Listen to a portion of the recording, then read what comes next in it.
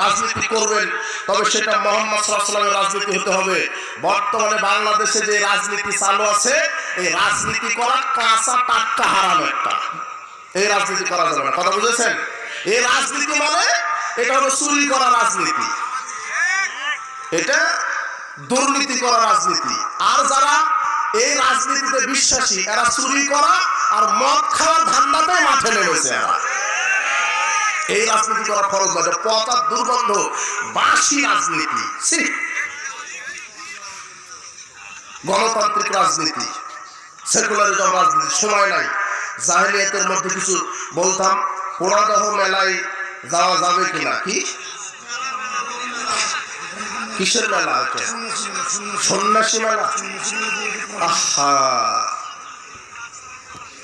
এই মেলাতে হারাম হারাম।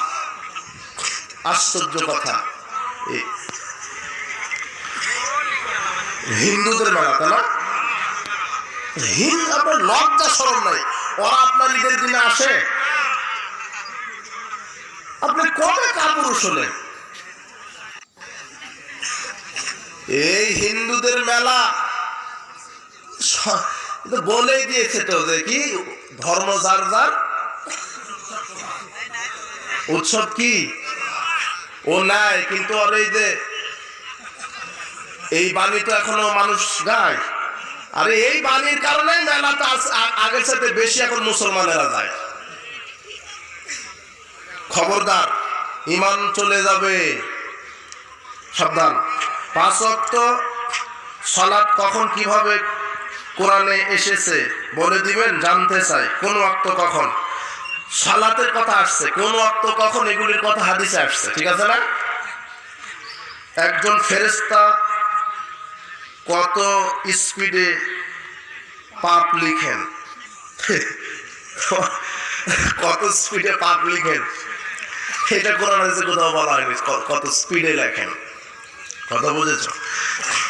তবে পাপ লিখেন, তুমি মনে করো না যে আমি পাপ করছি, ও ফেরেশতা ফাঁকি দিতে পারবে।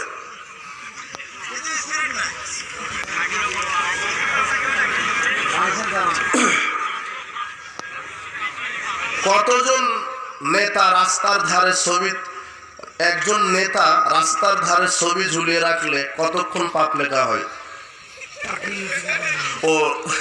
ও যদি সজ্ঞানে স্বেচ্ছায় নিজের ছবিটা সম্মানের জন্য ঝুলিয়ে রাখে, যতদিন থাকবে ততদিন পাপ লেখা থাকবে, লেখাই শুরু হবে, তার লিখতেই থাকবে ফেরেশতারা।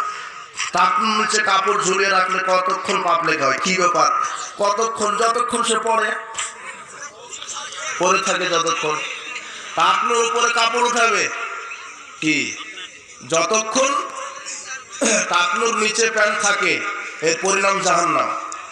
আমরা রাজমিস্ত্রি কাজ করি, আমাদের হেড মিস্ত্রি মহাজনকে থেকে 1000 টাকা নেই, আর আমাদেরকে দেয় 800 টাকা। এখন বাড়তি টাকা হেড মিস্ত্রি নিয়ে নেয়, তার নেওয়া কি হালাল হবে?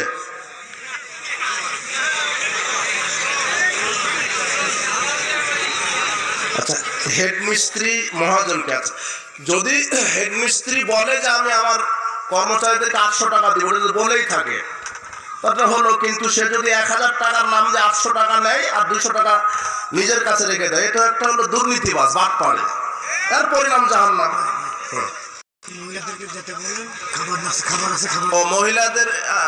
মহিলাদের খাবার হাদিয়ার ব্যবস্থা করা আছে, আপনারা গিয়ে হাদিয়া গ্রহণ করেন, আপনারা চলে যান, আপনারা